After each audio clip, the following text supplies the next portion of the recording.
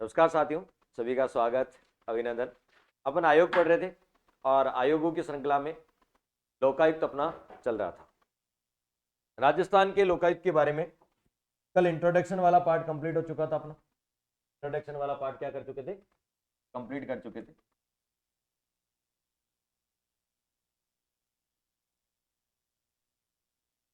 अपना जो इंट्रोडक्शन वाला पार्ट था लगभग क्या हो चुका था? कंप्लीट हो चुका था। तो लोकायुक्त के बारे में यदि देखें तो राजस्थान में लोकायुक्त संस्था कब बनी थी, का गठन कब हुआ था संस्था का? कल ही पढ़ा था, 3 फरवरी 1973 को गठन हो चुका।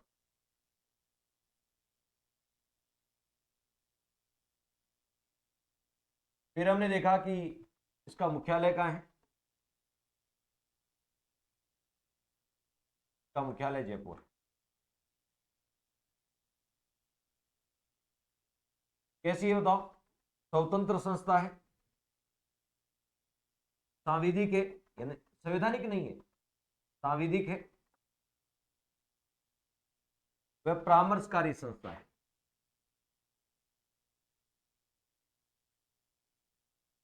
परामर्शकारी संस्था है, परामर्श, सरकार को यह परामर्श देने का काम करती है लोकायुक्त संस्था। फिर यदि बात करें, ये जो लोकायुक्त है इसका काम क्या है? आपको बताया था कि जनप्रतिनिधि और लोक सेवकों के विरुद्ध शिकायतों की सुनना या शिकायतों की जांच करना, ये लोकायुक्त का कार्य होता है। यदि आपसे कोई पूछ ले कि लोकायुक्त का मुख्यालय कहाँ है? जयपुर है। गठन कब हुआ और प्रथम लोकायुक्त कौन थे, तो ये भी अपन ने देख लिया।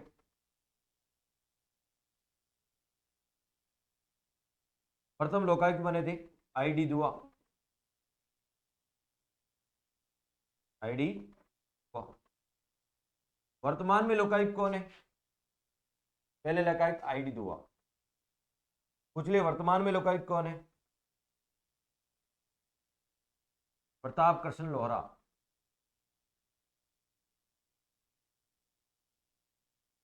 प्रताप कृष्ण लोहरा, पीके लोहरा, प्रताप कृष्ण लोहरा, ये वर्तमान में लोकायुक्त है। ये बेसिक बेसिक बातें अपन कल ही पढ़ चुके हैं। आज अपन शुरुआत करते हैं आगे। सबसे पहले लोकायुक्त की संरचना देखते हैं, लोकायुक्त का स्ट्रक्चर देखते हैं। देखिए, एक राजस्थान में यदि बात करें, सेंटर में लोकपाल के साथ साथ 8 मेंबर होते हैं, 8 और सदस्य होते हैं। स्टेट में भी कहा कि 8 सदस्य हो सकते हैं, लेकिन अभी है नहीं। 8 हो सकते हैं नहीं, केवल राजस्थान में अभी एक लोकायुक्त है। राजस्थान आप दिख रहा है ना आपको? राजस्थान में क्या लिखा है एक बार बता दो, क्लियर दिख रहा है क्या? बिल्कुल दिख रहा है। तो राजस्थान में एक लोकायुक्त होता है, ये क्या है? लोकायुक्त। और एक होता है सचिव, जो विभाग का अध्यक्ष होता है। सचिव किस रैंक का होता है? आईएएस रैंक का होता है। सचिव किस रैंक का? आईएएस। और प्रथम सचिव कौन थे? लोकायुक्त सचिवालय के, लोकायुक्त में क्या होता है? सचिवालय। लोकायुक्त सचिवालय के प्रथम सचिव, पहले सचिव कौन थे? राजस्थान की बात करें, राजस्थान में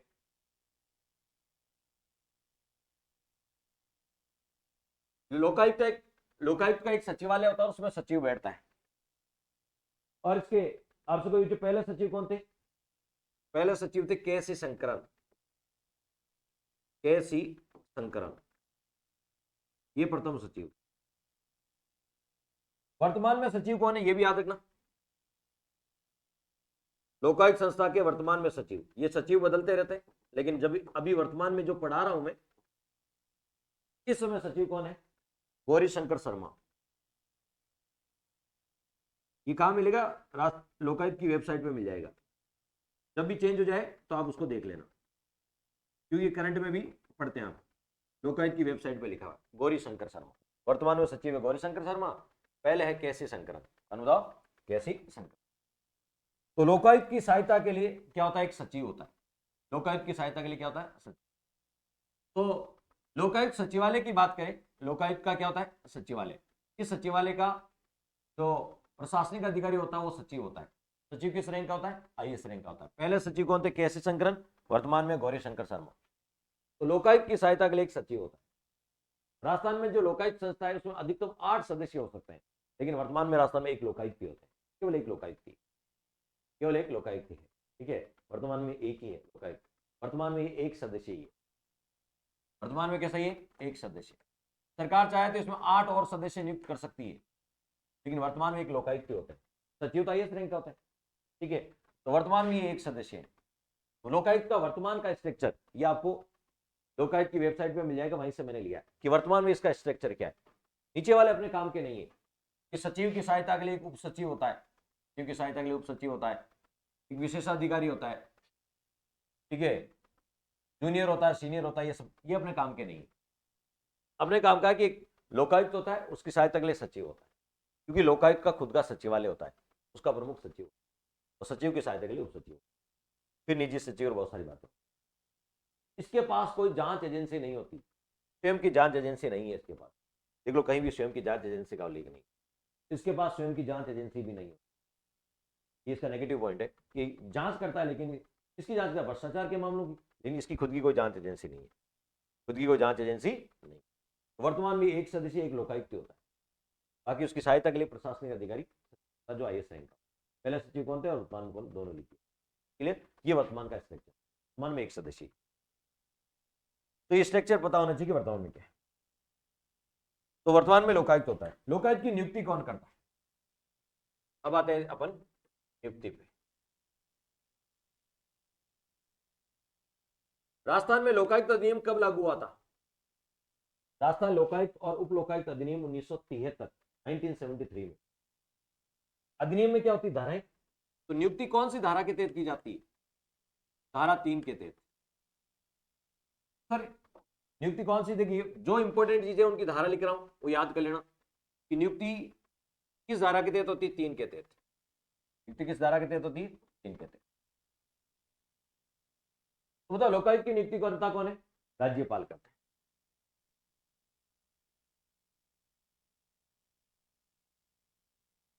लोकायुक्त की नियुक्ति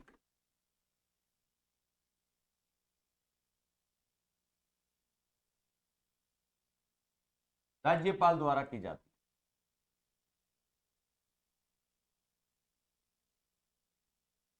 राज्यपाल द्वारा एक चयन समिति की सिफारिश पर की जाती है।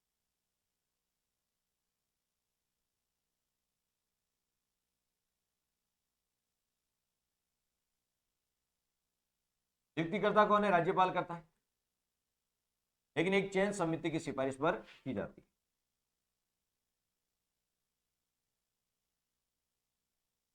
एक चयन समिति की सिफारिश पर की जाती है। लेकिन यहां पर बहुत ज्यादा कंफ्यूजन है, हर जगह कुछ अलग अलग लिखा होता है कि चयन समिति में 2 लोग होते हैं या 3 लोग होते हैं। नियुक्तिकर्ता कौन है? राज्यपाल करता है, लेकिन एक चयन समिति की सिफारिश पे करता है। उस चयन समिति में 2 लोग होते हैं या 3 लोग होते हैं, ये बड़ा कंफ्यूजन होता है। आज अपन इसके ओरिजिनल एक्ट में ही देख लेते हैं क्या लिखा हुआ है। ये आपका ओरिजिनल एक्ट है, वहां से ही मैंने लिया है ये, पहले पढ़ना ध्यान से। थोड़ा और जूम कर दूं आपको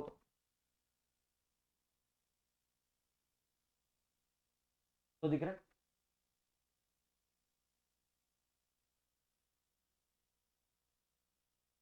लोकायुक्त और उपलोकायुक्त की नियुक्ति कौन सी धारा? धारा 3 देखो, धारा कौन सी? 3। तो लोकायुक्त और उपलोकायुक्त की नियुक्ति इस अधिनियम के उपबंधों के अनुसार अन्वेषण करने के प्रयोजन के लिए राज्यपाल अपने हस्ताक्षर और मुद्रा से युक्त वारंट द्वारा लोकायुक्त के रूप में ज्ञात होने वाले व्यक्ति को नियुक्त करेगा, और वैसे ही वारंट द्वारा उपलोकायुक्त के रूप में ज्ञात होने वाले व्यक्तियों की नियुक्ति करेगा। तो लोकायुक्त और उपलोकायुक्त की नियुक्ति करता कौन है? राज्यपाल करता है। ठीक है, ये धारा 3 में लिखा है, आगे इसी में कंटिन्यू चलना है।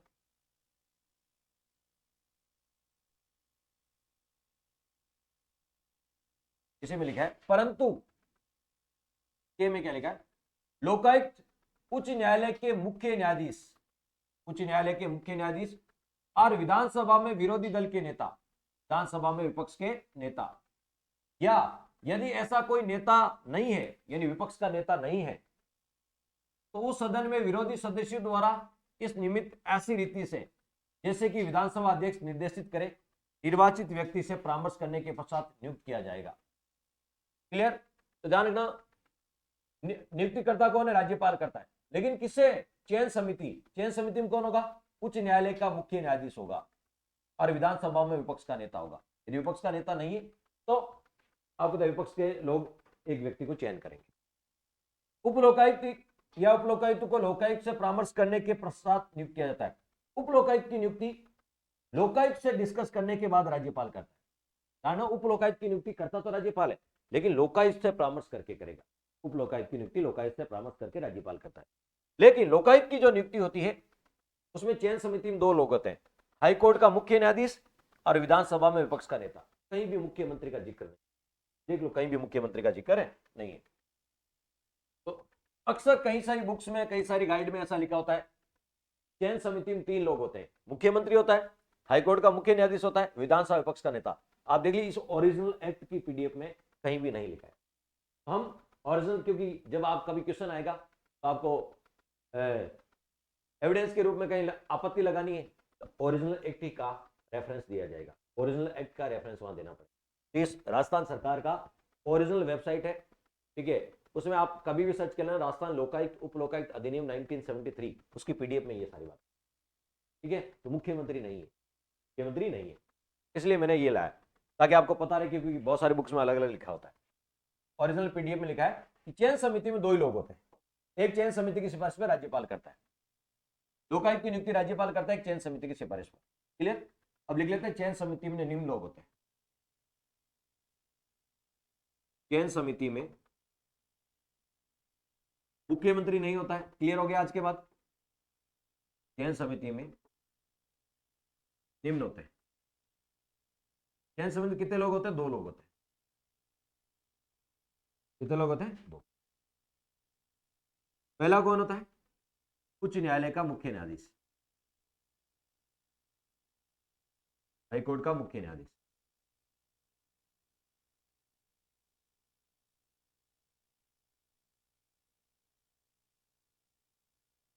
न्यायालय का न्यायाधीश।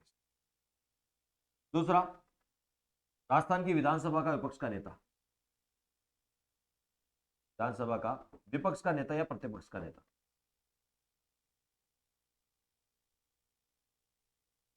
पक्ष लिख दो या प्रतिपक्ष का नेता।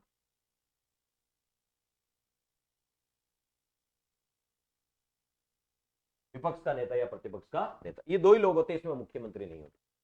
ये 2 लोगों की एक चयन समिति होती है, ये नाम राज्यपाल के पास भेजती और राज्यपाल उसको लोकायुक्त की नियुक्ति। ये तो हो गई लोकायुक्त की नियुक्ति। देखा, विपक्ष का नेता नहीं हो तो, विपक्ष का नेता नहीं हो तब क्या करें? विपक्ष का नेता नहीं है तो विपक्ष के लोग एक अपना व्यक्ति नियुक्त करेंगे, ठीक है, जो आपको है विधानसभा अध्यक्ष द्वारा निर्देशित हो। क्लियर? वहां अपने कोई इंपॉर्टेंट नहीं है इतना। हाँ, ये 2 चीजें पता होना चाहिए, किस चयन समिति में कौन होंगे, चयन समिति में कौन। नोट लगा के लिख देता हूं, चलो आपकी संतुष्टि के लिए। यदि विपक्ष का नेता नहीं हो तब क्या होगा? यदि आप कहो सर विपक्ष का नेता नहीं है, विपक्ष का नेता के लिए क्या होती है, शर्तें क्या है? विपक्ष का नेता तब बनाया जाता है जब कुल विधानसभा सीटों का 10% उसे मिल जाए, दूसरी बड़ी पार्टी 200 का 10%, 20 सीटें मिल जाए, उस पार्टी का विपक्ष का नेता होता है, जो दूसरी सबसे बड़ी पार्टी होती है। लेकिन यदि विपक्ष का नेता नहीं हो तब क्या होगा? विपक्ष का नेता नहीं हो, यदि विपक्ष का नेता नहीं है, यदि विपक्ष का नेता ना हो,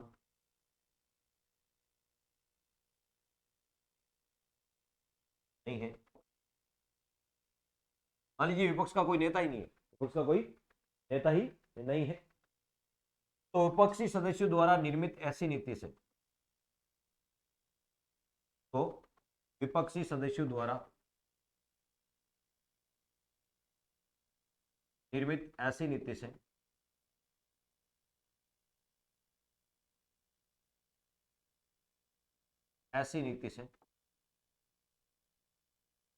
विपक्षी सदस्यों के द्वारा एक नीति बनाई जाएगी, ऐसी नीति से जिसे विधानसभा अध्यक्ष निर्देशित करें।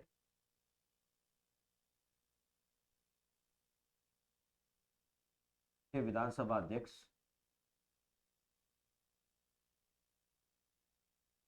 निर्देशित करें।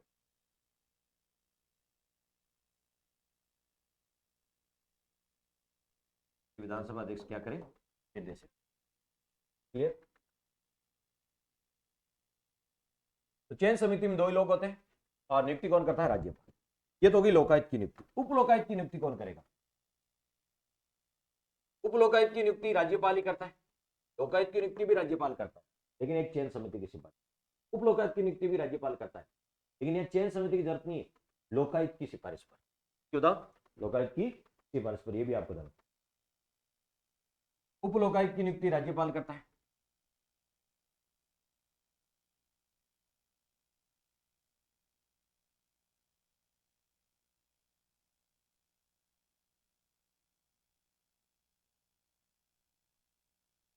राज्यपाल करता है।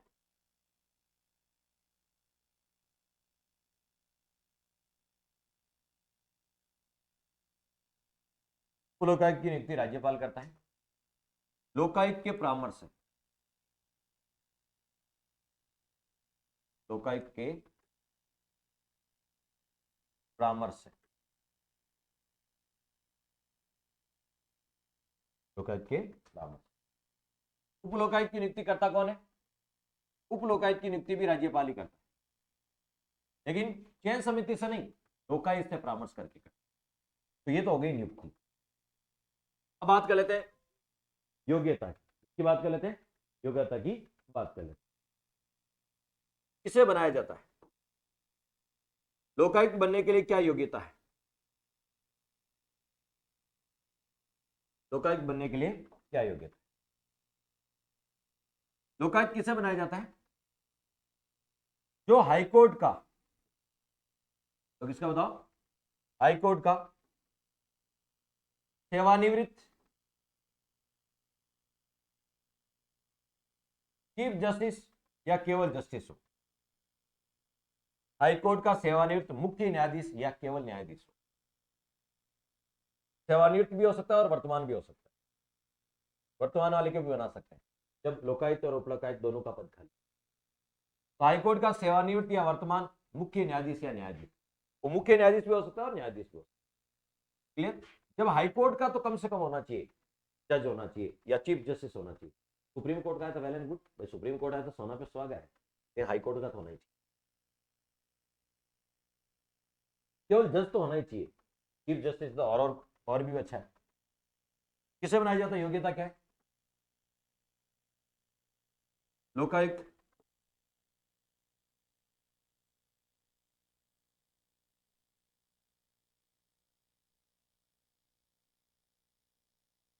उच्च न्यायालय,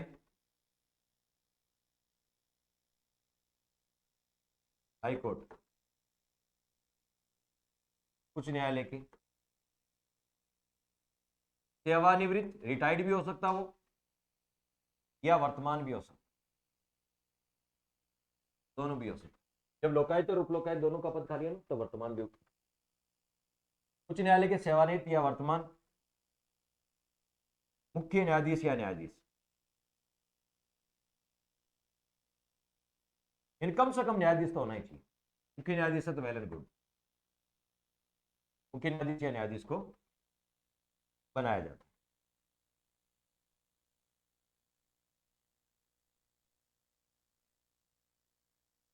तो कम से कम यदि मैं योग्यता पूछूं क्या होना चाहिए, तो हाईकोर्ट का रिटायर्ड जज तो होना ही चाहिए।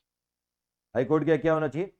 रिटायर्ड जज तो होना ही चाहिए, कम से कम हाईकोर्ट का रिटायर्ड जज तो होना ही चाहिए। चीफ जस्टिस तो और भी अच्छा है, लेकिन हाईकोर्ट का रिटायर्ड जज तो होना ही चाहिए, न्यायाधीश तो होना ही चाहिए, इससे कम नहीं चलेगा। तो क्या योग्यता है? लोकायुक्त किसको बनाया जाता है? जो हाईकोर्ट का रिटायर्ड या वर्तमान मुख्य न्यायाधीश या न्यायाधीश। मुख्य न्यायाधीश है तो वेल एंड गुड, लेकिन न्यायाधीश तो कम से कम होना चाहिए, तो बनाया जाता। ये तो है कि लोकायुक्त किसे बनाया जाता है। लोकायुक्त किसे बनाया जाता है? लोकायुक्त के लिए क्या योग्यता है? ये तो लोकायुक्त की योग्यता होगी। उप लोकायुक्त किसे बनाया जाता है? ये तो लोकायुक्त की योग्यता होगी। उप लोकायुक्त किसे बनाया जाता है?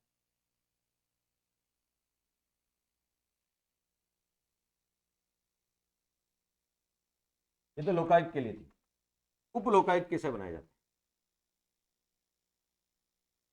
उपलोकायुक्त के लिए क्या योग्यता है? सीवीसी का नाम लो, विजिलेंस कमीशन, सतर्कता आयुक्त, विजिलेंस कमिश्नर, सतर्कता आयुक्त। बताओ उपलोकायुक्त किससे बनाया जाता है? जो राज्य सतर्कता आयुक्त का पद धारण, किसका? राज्य सतर्कता आयुक्त का, राज्य सतर्कता आयुक्त का पद धारण करने के योग्य हो,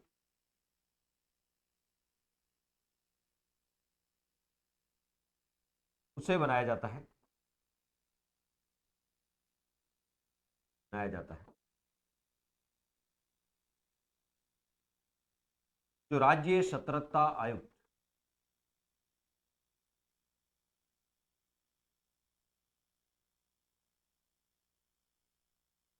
स्टेट विजिलेंस कमिश्नर, राज्य सतर्कता आयुक्त का पद धारण करने योग्य हो।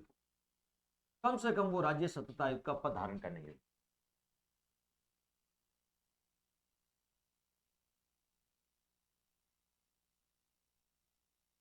राज्य सतर्कता आयुक्त का पद धारण करने के योग्य हो, उसको उपलोकायुक्त बनाया। तो यहां पे योग्यता देख ली। लोकायुक्त किसे बनाया जाता है? जो हाईकोर्ट का कम से कम रिटायर्ड जज हो। बाकी मुख्य जज हो, चीफ जस्टिस हो तो वेल एंड गुड है, सुप्रीम कोर्ट का तो और भी अच्छा है, कम से कम हाई कोर्ट का रिटायर्ड जज तो होना ही चाहिए, वर्तमान भी उसका रिटायर्ड। उपलोकायुक्त किसे बनाया जाता है? जो राज्य सतर्कता आयुक्त का पद धारण करने योग्य होगा, उसे उपलोकायुक्त बनाया जाता है। क्लियर? ये तो होगी योग्यता। तो हमने नियुक्ति देख ली, क्या देख ली बताओ? योग्यता देख ली। फिर यदि बात करें, नियुक्ति हो गई, योग्यता हो गई, अब देख लेते हैं शपथ। ये सारा धारा 3 में चल रहा अभी, शपथ। बताओ लोकायुक्त को शपथ कौन दिलाता है? लोकायुक्त को शपथ कौन दिलाता है? राज्यपाल दिलाएगा। नियुक्ति भी कौन करता है? राज्यपाल। ये भी धारा 3 में ही है। लोकायुक्त को शपथ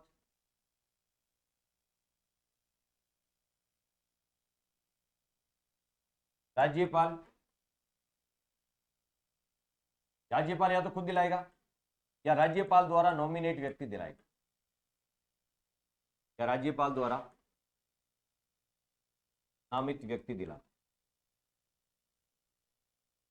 नॉमिनेट व्यक्ति दिला।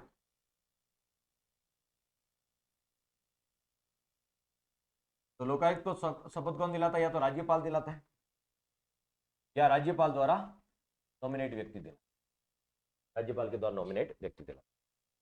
तो देखिए नियुक्ति किसमें थी? धारा 3, योग्यता भी धारा 3 और शपथ भी धारा 3। ये सारी बातें किसमें बताओ? धारा 3। किसमें बताओ? धारा 3। क्लियर यहां तक? धारा 4 में क्या लिखा है? धारा 4 में क्या लिखा है? धारा 4 में लिखा है लोकायुक्त और उपलोकायुक्त, जो यदि किसी को लोकायुक्त बना दिया, उपलोकायुक्त बना दिया, फिर वो और अन्य कोई पद धारण नहीं कर सकता। ऐसा नहीं वो लोकायुक्त पे भी है और अन्य कोई लाभ का पद भी धारण कर, अन्य पद वो धारण नहीं, जब तक वो पद पे। धारा 3 के बाद धारा 4। धारा 4 में क्या लिखा है? सर 1-2 भी तो लिखा दो। 1-2 में क्या है? 1-2 में संक्षिप्त नाम, धारा 1 में संक्षिप्त नाम, कब प्रारंभ हुआ, ये सारी बातें होती हैं। प्रारंभ होने की तिथि, धारा 1 में लिखा संक्षिप्त नाम, प्रारंभ होने की तिथि। 2 में लिखी परिभाषाएं। आपसे कोई धारा 1 में क्या, धारा 2 में क्या, 3 तो हमने शुरू कर दी। तो धारा 1 में संक्षिप्त नाम और प्रारंभ हमने काम कर लिया। धारा 2 में अलग अलग परिभाषाएं हैं, धारा 2 में अलग अलग परिभाषाएं। और धारा 3 में हमने देख ली नियुक्ति और शपथ और ये योग्यता। धारा 4 1-2 क्यों नहीं लिखे? वो अपने काम की नहीं, कई एग्जाम में पूछा नहीं जाता। धारा 4 यदि किसी को लोकायुक्त और उपलोकायुक्त बना दिया, फिर वो अन्य कोई पद धारण नहीं कर सकते, अन्य कोई पद धारण नहीं कर सकते यदि लोकायुक्त और उपलोकायुक्त पर बना दिया। 1 मिनट।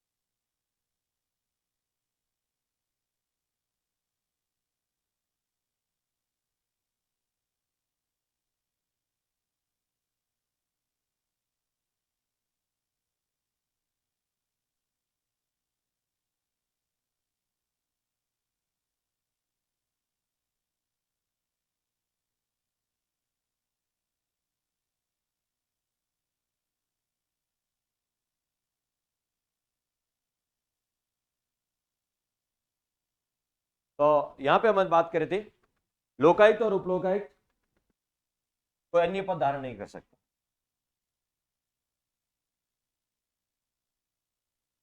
लोकायुक्त व उपलोकायुक्त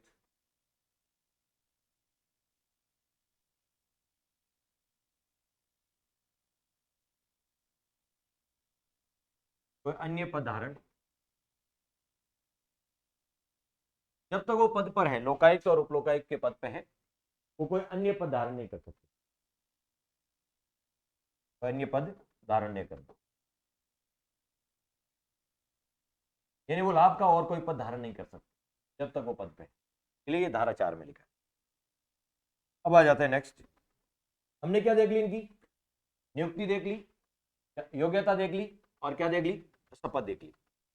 अब इनका क्या देख लेते हैं, अब इनका देख लेते हैं कार्यकाल, पदावधि। तो धारा 5 है ना, धारा 5 वो पदावधि की बात करती है, पदावधि और सेवा शर्तों की बात करती है। लोकायुक्त व उपलोकायुक्त की पदावधि व सेवा शर्त।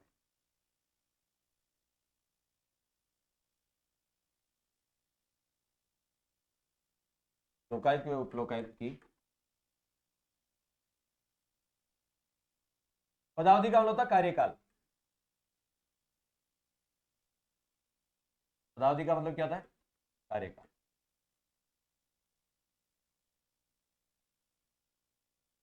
वह सेवा शर्त,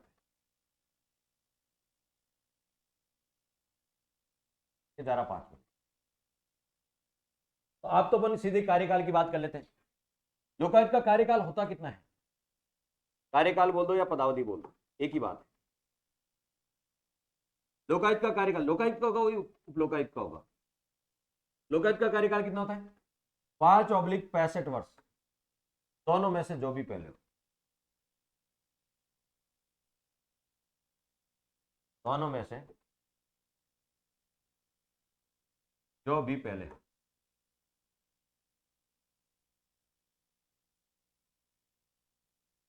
5/65 वर्ष, दोनों में से जो भी पहले, 5 और 65 में से जो भी पहले हो। इसका मतलब क्या है, 5 वर्ष का कार्यकाल, इसका मतलब है 5 वर्ष का कार्यकाल और 65 वर्ष की सेवानिवृत्ति की आयु, 65 वर्ष सेवानिवृत्ति के, दोनों में से जो भी पहले, दोनों में से जो भी पहले। 5 साल का तो कार्यकाल होता है और 65 वर्ष रिटायरमेंट की एज होती है, दोनों में से जो भी पहले।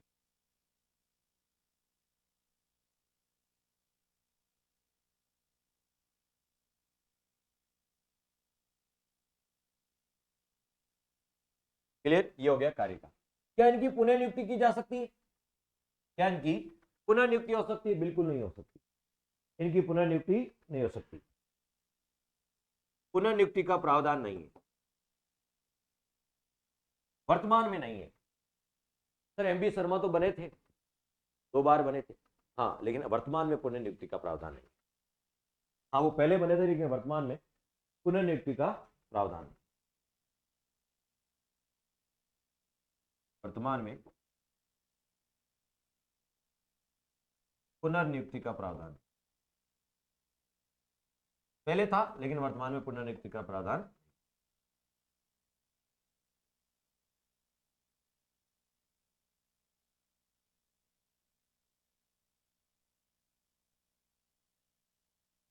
क्योंकि वसुंधरा राजे के समय इसमें संशोधन हुआ था, उसके बाद लिख दिया कि पुनर्नियुक्ति का प्रावधान नहीं है।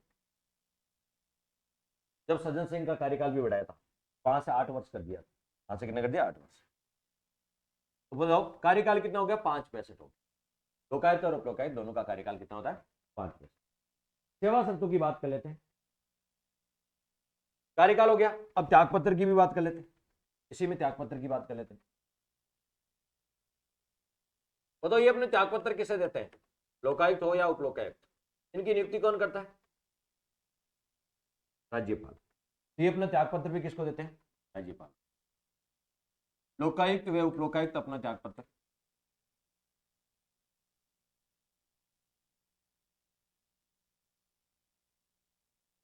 लोकायुक्त व उपलोकायुक्त अपना त्याग पत्र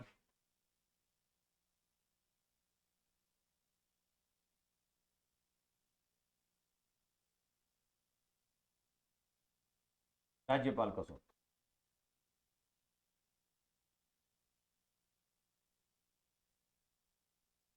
ये अपने त्याग पत्र किसको देते हैं? राज्यपाल को। अरे लोकायुक्त हो या उपलोकायुक्त, अपने त्याग पत्र राज्यपाल को। फिर सेवा शर्तों में वेतन भत्ते देख लेते हैं इनके। सेवा शर्तों में क्या देख लेते हैं? वेतन भत्ते भी देख लेते हैं। मुझे बताओ इनके जो वेतन भत्ते हैं कितना कितना मिलता है? तो लोकायुक्त को वेतन हाईकोर्ट के मुख्य न्यायाधीश के समान मिलता है।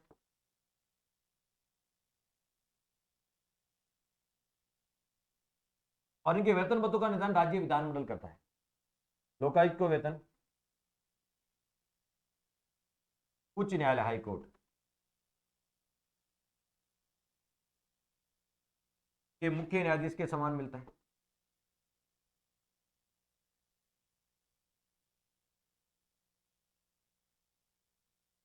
लोकायुक्त को वेतन उच्च न्यायालय के मुख्य न्यायाधीश के समान मिलता है। कितना मिलता है हाईकोर्ट के मुख्य न्यायाधीश को? 250, 2,50,000। हाईकोर्ट के मुख्य न्यायाधीश को कितना मिलता है? 2,50,000।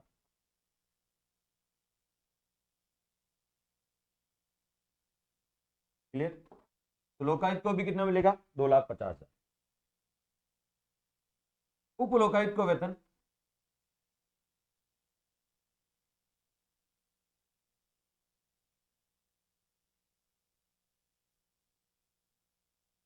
उप लोकायुक्त को वेतन उच्च न्यायालय के अन्य न्यायाधीशों के समान मिलता है।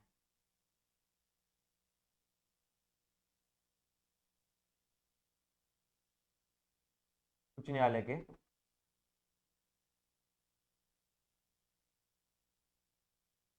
अन्य न्यायाधीशों के समान मिलता है।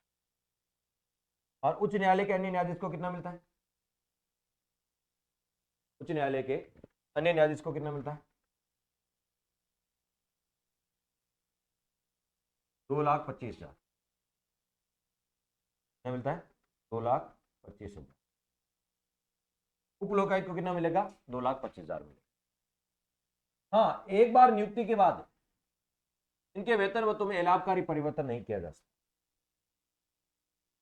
एक बार जब तक ये पदावधि पर है,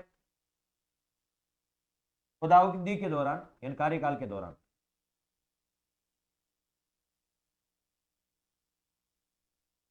पदावधि के दौरान इनके वेतन भत्तों में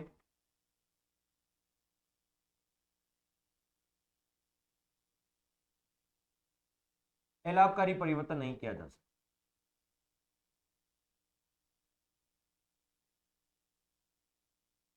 परिवर्तन नहीं किया जा सकता।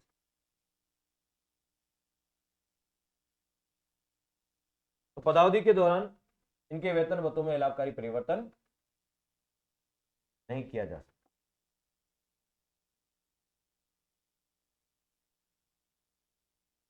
क्लियर? और इसके वेतन भत्तों का निदान राज्य विधानमंडल करता है विधि बनाकर।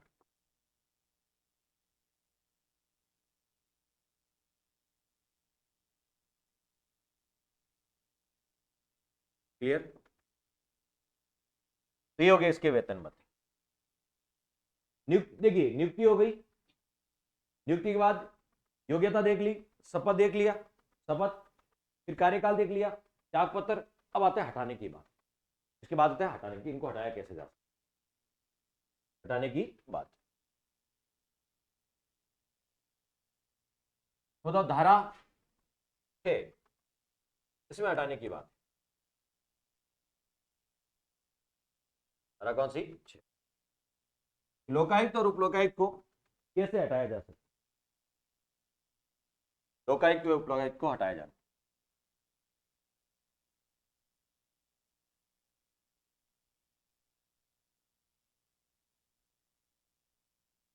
लोकायुक्त व उपलोकायुक्त को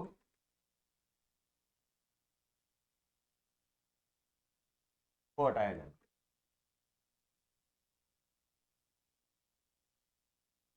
कि लोकायुक्त और उप लोकायुक्त को कैसे हटाया जा सकता, कैसे हटाया जा सकता। तो हटाता कौन है? नियुक्त राज्यपाल करता है, तो हटाता भी राज्यपाल। लेकिन राज्यपाल ऐसा अपनी मर्जी से नहीं हटाता, सुप्रीम कोर्ट से जांच करवाता, सुप्रीम कोर्ट से जांच करवाता। तो ये बहुत इंपॉर्टेंट है कि हटाता कौन है? लोकायुक्त को राज्यपाल हटाता है। कौन हटाता तो कौन है? राज्यपाल हटाता है। लोकायुक्त को सिद्ध कदाचार कौन किस आधार पर हटाता है? सिद्ध कदाचार व असमर्थता के बाद, सिद्ध कदाचार व असमर्थता के आधार पर,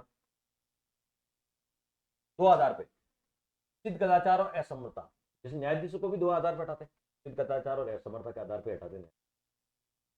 कदाचार व असमर्थता के आधार पर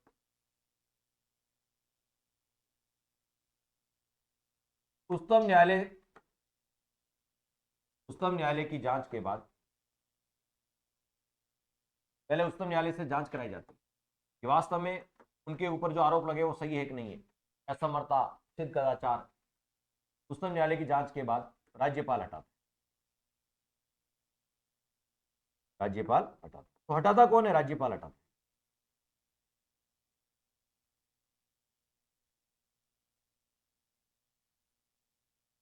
तो बताओ लोकायुक्त को हटाता कौन है? लोकायुक्त को राज्यपाल हटाता है। लेकिन किस आधार पर हटाता है? सिद्ध कदाचार और असमर्थता के आधार पर हटाता है। किसकी जांच के बाद? सुप्रीम कोर्ट की जांच के बाद हटाता है। इसकी सुप्रीम कोर्ट से जांच करवाने के बाद हटाता है। और कौन से अनुच्छेद के अनुसार हटाता है? अनुच्छेद 311 में वर्णित प्रावधान के अनुसार। अनुच्छेद 311 में वर्णित प्रावधान अनुसार, 311 में जो प्रावधान लिखे हैं के अनुसार, अनुच्छेद 311 में वर्णित प्रावधान अनुसार हटाया जाता है। पूरी प्रोसेस क्या वो समझ लो।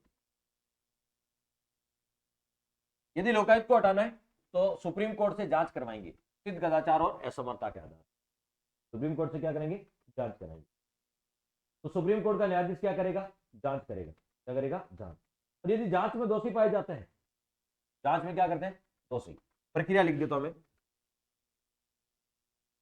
कैसे हटाने की प्रक्रिया क्या है। सुप्रीम कोर्ट, शॉर्ट में लिख दो एससी, सुप्रीम कोर्ट द्वारा जांच। सुप्रीम कोर्ट द्वारा क्या कराई जाएगी? जांच। जांच में यदि दोषी पाए जाते हैं, जांच में दोष सिद्ध होने पर, दोष जो आरोप लगे वो सिद्ध हो जाए, जांच में यदि दोष सिद्ध हो गए, जांच में दोषी पाएंगे, फिर क्या करेंगे? यदि जांच में दोषी साबित हो गए तो विधानसभा में उस प्रस्ताव को रखवाएंगे। उस रिपोर्ट को कहां रखवाएंगे? विधानसभा। विधानसभा में उस रिपोर्ट का रखवाएंगे कि ये दोष सिद्ध हो गए। यदि विधानसभा द्वारा विशेष बहुमत से उसको पारित कर दिया जाता है, उस रिपोर्ट को, विशेष बहुमत से प्रस्ताव पारित, यदि उस प्रस्ताव को विधानसभा की जगह विधानमंडल लिखना ठीक है, क्योंकि कुछ राज्यों में दोनों सदन होते हैं। राजस्थान में चलो एक ही, कुछ राज्यों में दोनों सदन होते हैं, दोनों सदन आते हैं विधानमंडल। तो विधानमंडल द्वारा विशेष बहुमत से प्रस्ताव पारित कर देती है। यदि जैसे ही विधानमंडल पारित कर दे, किसके पास जाएगा? राज्यपाल के पास। राज्यपाल यदि के पास पहुंचता है तो राज्यपाल की मंजूरी के बाद, राज्यपाल की मंजूरी से हटाया जाता है। यदि राज्यपाल के पास आता है और राज्यपाल मंजूरी दे देता है, उसको हटाया जा सकता है। ये पूरी प्रक्रिया। वापस समझ लो क्या प्रक्रिया लोकायुक्त को हटाने की। तो यदि लोकायुक्त को हटाना है तो उसके किस आधार पर हटाते हैं? आधार पता होना चाहिए। दो आधार पे, सिद्ध कदाचार और असमर्थता के आधार। यदि इसके ऊपर आरोप लगते हैं, कदाचार, मिसबिहेव के आरोप लगते हैं, तो फिर सुप्रीम कोर्ट द्वारा जांच कराई जाएगी। राज्यपाल क्या करेगा? सुप्रीम कोर्ट से जांच कराएगा। सुप्रीम कोर्ट का न्यायाधीश की जांच करेगा या हाईकोर्ट का मुख्य न्यायाधीश जांच करेगा, जांच करेगी। जांच में दोष सिद्ध हो जाते हैं, हाँ बिल्कुल सही है, जो आरोप लगे वो बिल्कुल सही है, तो उस रिपोर्ट को विधानमंडल में रखवाएंगे।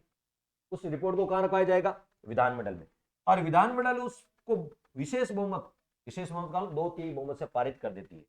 तो फिर वो राज्यपाल के पास जाती है रिपोर्ट, राज्यपाल मंजूरी दे देता है, तो उस लोकायुक्त को पद से हटा दिया। तो लोकायुक्त को हटाने की ये पूरी प्रक्रिया। हो सकता है कभी पूछ ले, बहुत अच्छा पेपर है, पूछ ले कि लोकायुक्त को हटाने की क्या प्रक्रिया। बताओ इसमें किसी प्रकार कोई दिक्कत? क्लियर है कंसेप्ट? लोकायुक्त को कैसे हटाया जाता है? अब बात कर लेते हैं उप लोकायुक्त को कैसे हटाते हैं। ये तो लोकायुक्त को हटाने की बात है, लोकायुक्त को हटाने का कंसेप्ट। अब उप लोकायुक्त को कैसे हटाते हैं? ये तो लोकायुक्त को हटाने की प्रोसेस थी, उप लोकायुक्त को कैसे हटाना?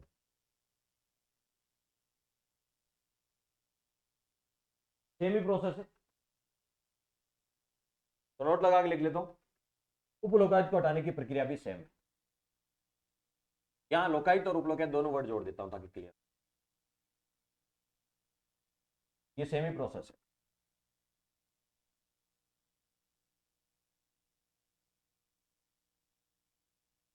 लोकायुक्त व उप लोकायुक्त दोनों लिख देता हूं।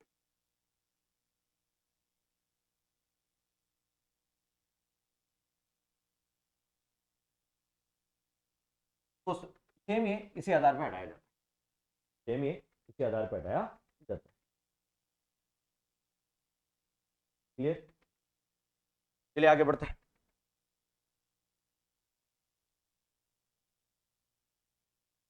लेकिन मान लीजिए, नोट लगा के लेता हूं, लोकायुक्त का पद खाली हो गया,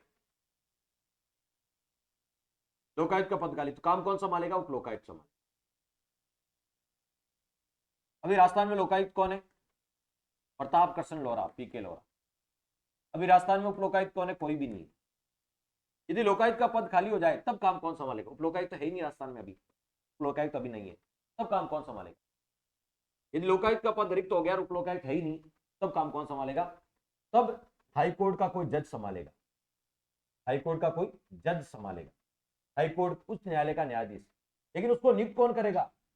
हाईकोर्ट का मुख्य न्यायाधीश नियुक्त करेगा, राज्यपाल के आग्रह पर।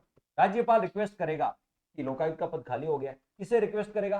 हाईकोर्ट के मुख्य न्यायाधीश है, ठीक है।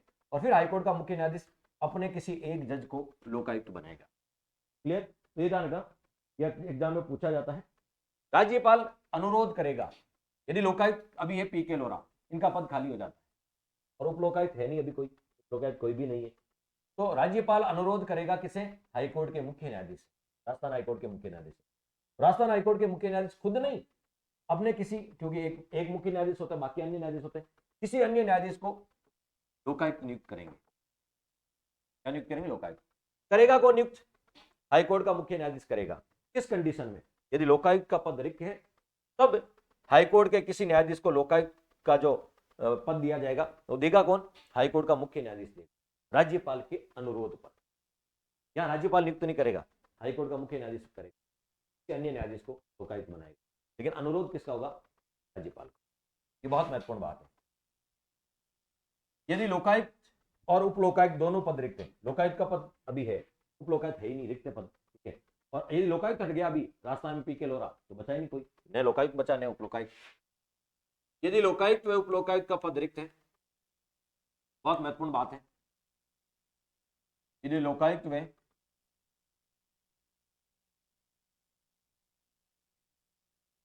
उप लोकायुक्त का पद रिक्त है,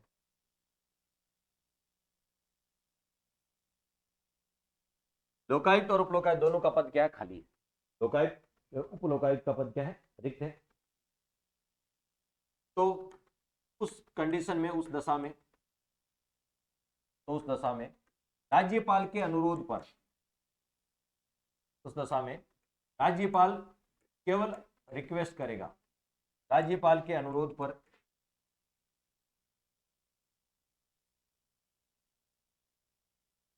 राज्यपाल किसे रिक्वेस्ट करेगा? बताओ, राज्यपाल किसे रिक्वेस्ट करेगा? तो उच्च न्यायालय के मुख्य न्यायाधीश द्वारा। राज्यपाल के अनुरोध पर उच्च न्यायालय का मुख्य न्यायाधीश, हाईकोर्ट का मुख्य न्यायाधीश,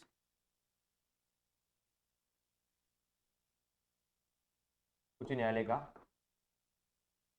मुख्य न्यायाधीश किसी अन्य न्यायाधीश को, उच्च न्यायालय का मुख्य न्यायाधीश किसी अन्य न्यायाधीश को, खुद नहीं बनेगा, किसी अन्य न्यायाधीश को, किसी अन्य न्यायाधीश को, अन्य न्यायाधीश को लोकायुक्त का कार्यभार देता है।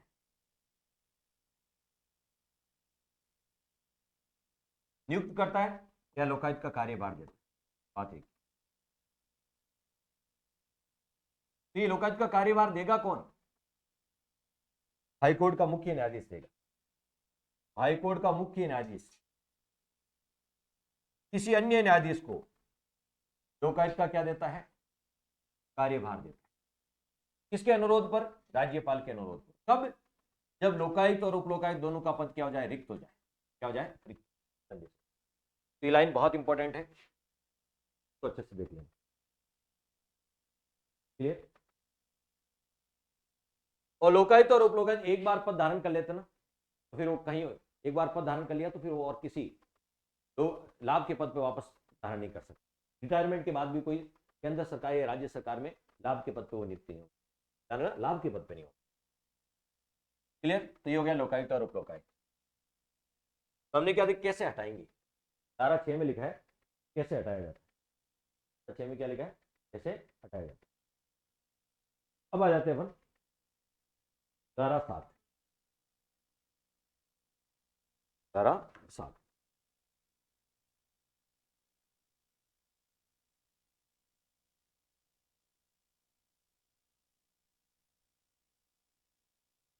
बताओ। धारा 7 लोकायुक्त व उपलोकायुक्त द्वारा अन्वेषणीय मामले, यानी कौन कौन से मामलों की लोकायुक्त जांच कर सकते? लोकायुक्त द्वारा लोकायुक्त कौन कौन से मामलों की जांच कर सकते? अन्वेषणीय मामले, इन्वेस्टिगेशन, अन्वेषणीय मामले।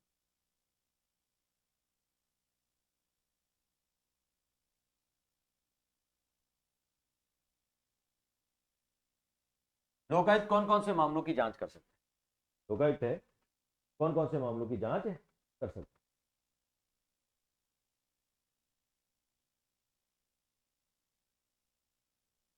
लोकायुक्त को निम्न मामलों में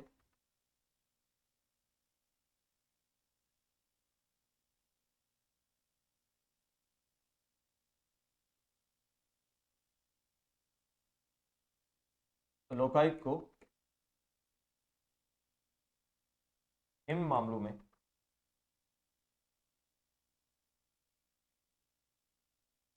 लोक सेवक व जनप्रतिनिधि, भाई लोकायुक्त किसकी जांच करता है? लोक सेवक के विरुद्ध और जनप्रतिनिधि। जो लोकायुक्त है वो निम्न मामलों में लोक सेवक व जनप्रतिनिधि के खिलाफ जनप्रतिनिधियों के खिलाफ आरोपी की जांच कर सकता है। आरोपों की, ये आरएस में आया था अभी, जांच कर सकते।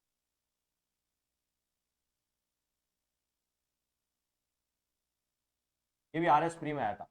कौन कौन से मामलों की वो जांच कर सकता है? किसी भी लोक सेवक के विरुद्ध या जनप्रतिनिधि के लिए कौन से आरोप लगते हैं जिनकी जांच लोकायुक्त कर, वो आरोप कौन कौन से हैं? कौन कौन से आरोपों की जांच कर सकता है? किसके विरुद्ध? लोक सेवक के विरुद्ध और जनप्रतिनिधि के विरुद्ध। कौन कौन से आरोप है जिनकी वो जांच कर सकते हैं? क्या क्या आरोप लगते हैं तब वो जांच कर? पहला आरोप क्या लगता होगा तो वो जांच कर सकता है?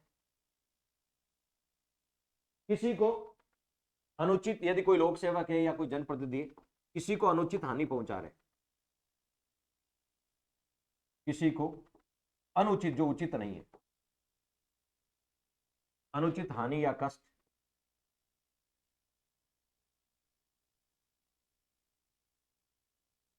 यदि मान लीजिए कोई व्यक्ति है उसको लोक सेवक या जनप्रतिनिधि कोई अनुचित हानि या कष्ट पहुंचा रहा है, किसी को अनुचित हानि या कष्ट पहुंचाने पर, कोई लोक सेवक है या कोई जनप्रतिनिधि है, मंत्री साहब है, किसी को अनुचित हानि या कष्ट पहुंचा रहे हैं, पहुंचाने पर, या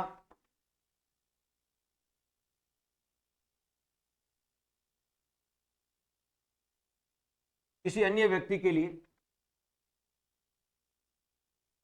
किसी अन्य व्यक्ति के लिए, यानी मान जी मंत्री जी का कोई रिलेटिव है या किसी कलेक्टर साहब का कोई रिलेटिव है, अन्य व्यक्ति के लिए अभिलाभ, यानी उसको लाभ पहुंचा रहे हैं, या अनुग्रह, किसी अन्य व्यक्ति को वो लाभ पहुंचा रहे हैं, अनुग्रह अभिप्राप्त करने में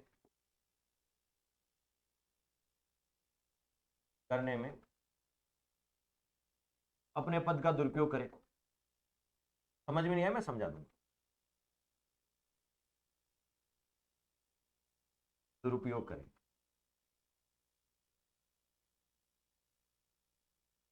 मैं समझा दूंगा, चिंता मत करो। क्या कह रहे हैं, कोई लोक सेवक है, कोई कलेक्टर साहब है या कोई जनप्रतिनिधि, कोई मंत्री साहब है, अपने पद का दुरुपयोग करते हैं, अपने पद का दुरुपयोग करके, यानी अपने पद की पावर का यूज करके किसी को अनुचित हानि पहुंचा रहे, किसी को अनुचित हानि या कष्ट पहुंचा रहे, यानी उनके पावर के यूज करने से किसी को हानि हो रही है, कष्ट पहुंच रहा है। एक व्यक्ति को तो हानि हो रही है, इसके विपरीत एक को हानि होगी तो दूसरे को उनके निर्णय से क्या होगा, फायदा। अन्य व्यक्ति को, दूसरे व्यक्ति जो उनका रिलेटिव है, मंत्री जी का है या कलेक्टर महोदय का है, उसको लाभ पहुंचा रहा, अभिलाभ, अभिलाभ पहुंचाने के लिए वो अपने पद का दुरुपयोग करते हैं। यानी एक व्यक्ति को हानि पहुंचाने के लिए, एक को लाभ पहुंचाने के लिए कलेक्टर महोदय ऐसा कोई निर्णय लेते हैं, अपने पद का दुरुपयोग करते हैं, जिससे उनके रिलेटिव को तो फायदा हो जाए और विपक्ष वाली पार्टी को नुकसान हो जाए। मंत्री जी कोई ऐसा काम करते हैं जिससे उसके रिलेटिव को, उसके मिलने वाले व्यक्ति को तो लाभ मिल जाए और दूसरे व्यक्ति को हानि पहुंचे। ठीक है, इस मामले में यदि कोई अपने पद का दुरुपयोग करे, एक को लाभ पहुंचाने के लिए, दूसरे को हानि पहुंचाने के लिए पद का दुरुपयोग करता है, तो लोकायुक्त उसकी जांच कर सकता है। सिंपल सी बात, समझ आ गई। आरएस में आया था, आप उठा के देखना, एज इट इज पूछा था। और कौन कौन से मामलों की लोकायुक्त जांच कर सकता है, कौन कौन से मामले लोकायुक्त जांच सकता है?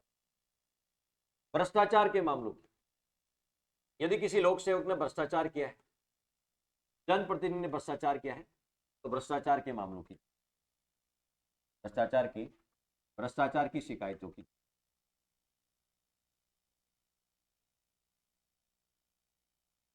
भ्रष्टाचार की शिकायतों की जांच।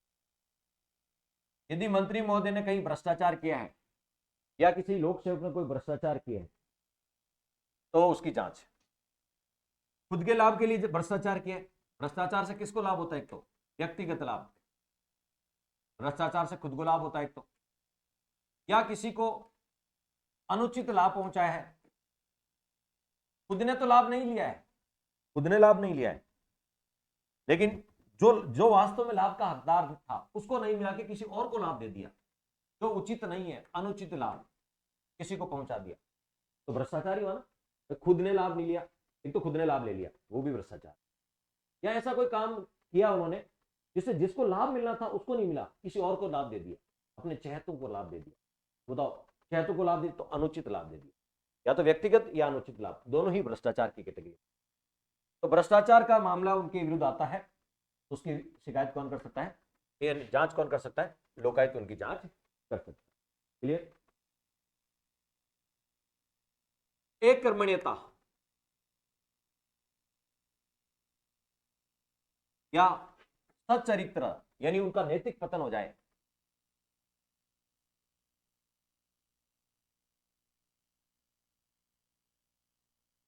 सच्चरित्रता का मतलब है कि एक कर्मण्यता मतलब वो काम करने के लिए तैयार ही नहीं, काम करने के लिए तैयार ही नहीं, सच्चरित्रता। या उनके चरित्र पर अंगुली उठ जाए। कैसे? मान लीजिए किसी ने काम के बदले में असमत मांग ली, ऐसा बहुत सारा होता है, न्यूज़पेपर में बहुत सारा आता है, ठीक है, ऐसा कोई नैतिक उनका पतन हो जाए। या पारदर्शिता में कमी आ जाए, कोई काम कर रहे हैं और उस काम में पारदर्शिता नहीं है, ठीक है, यदि या तो वो काम कर ही नहीं रहे,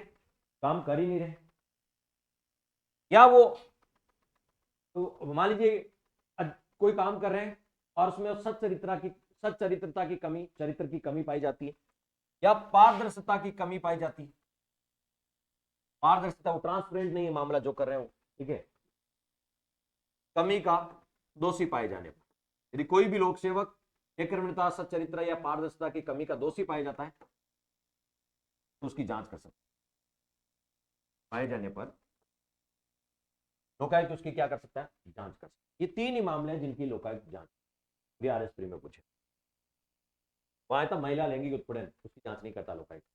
तो लोकायुक्त कौन कौन से मामलों की जांच करता है, किसी भी लोक सेवक या जनप्रतिनिधि के विरुद्ध यदि निम्न आरोप लगते हैं तो उनकी वो जांच कर सकता है। एक तो किसी को लाभ पहुंचा है, दूसरे को हानि पहुंचा, ठीक है, अपने पद का दुरुपयोग करके, तो उसकी जांच की जा सकती है। दूसरा, भ्रष्टाचार की शिकायतें उनके विरुद्ध मिलती तो जांच कर सकता है, या एकर्मण्यता, सच्चरित्र या पारदर्शिता की कमी पाई जाती तो जांच कर, बस 3 ही पॉइंट है। चौथा ऑप्शन वहां महिला लैंगिक उत्पीड़न है। लोकायुक्त कौन से मामलों की जांच है, आज के बाद ये प्रश्न गलत हो गया क्या, नहीं ना, ठीक है। तो ये है लोकायुक्त कौन कौन से मामलों की जांच, लोकायुक्त कौन कौन से मामलों की जांच। अब एक और इसी में एक आता है कि लोकायुक्त के क्षेत्राधिकार में कौन कौन आते हैं, लोकायुक्त के क्षेत्राधिकार में कौन कौन आते हैं, वो भी अपन लगे हाथ लिख लेते हैं। ये लोकायुक्त किस किस की जांच कर सकता है, किन किन मामलों की कर सकता है वो तो लिख लिया। लोकायुक्त के क्षेत्राधिकार में निम्न आते हैं,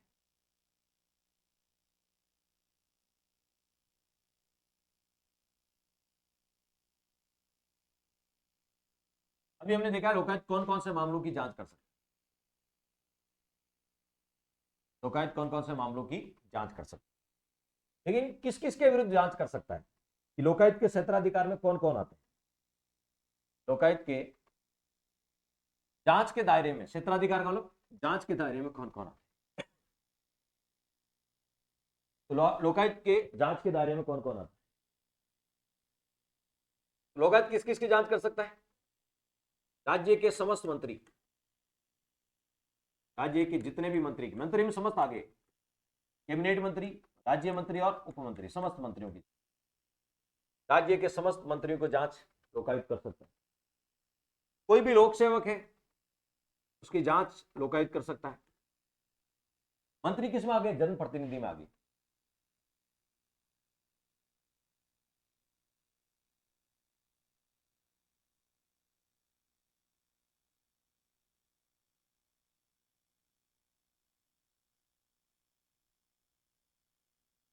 तो ये अपन